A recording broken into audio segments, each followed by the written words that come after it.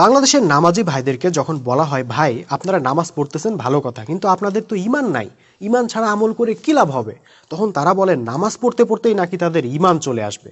আসলে ঈমান কাকে বলে সেটাই তারা বুঝেন না। আসেন 1 মিনিটে বিষয়টা বুঝে নেই। দেখেন, আমরা সামাজিক জীব, আর সমাজে বসবাস করার জন্য প্রচুর আইন কানুন বিধিবিধান লাগে, তাই না? গণতন্ত্রের দাবি হইলেও এইসব বিধিবিধান মানুষ নিজেই তৈরি করে নিবে। অন্যদিকে ইসলামের কথা হইল না, মানুষ নিজে বিধিবিধান তৈরি করতে পারবে না। বিধানদাতা একজনই, আর তিনি হলেন আল্লাহ। তার মানে আমাদের সামনে দুইটা অপশন আছে। গণতন্ত্র বলতেছে বিধানদাতা মানুষ, আর ইসলাম বলতেছে বিধানদাতা আল্লাহ। আপনি কোনটাতে বিশ্বাসী হবেন? আপনি যদি বলেন মানুষের বানানো বিধান মানব, তাহলে আপনি মানুষের প্রতি ঈমান আনলেন। আর যদি বলেন আল্লাহর বানানো বিধান মানব, তাহলে আপনি আল্লাহর প্রতি ঈমান আনলেন।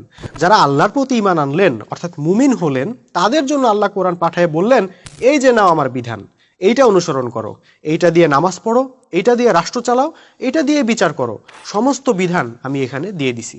কিন্তু এখন আমরা দেখতেছি কি, যে ভাইটা গণতন্ত্রের প্রতি ঈমান রাখেন, অর্থাৎ আল্লাহকে বাদ দিয়ে মানুষকে বিধানদাতা হিসেবে মারেন, তিনি আবার নামাজও পড়তেছেন। আরে ভাই, আপনি নামাজ পড়েন কেন? নামাজ তো আল্লাহর বিধান, আপনি তো আল্লাহর বিধানে বিশ্বাসী নন, মানুষের বিধানে বিশ্বাসী।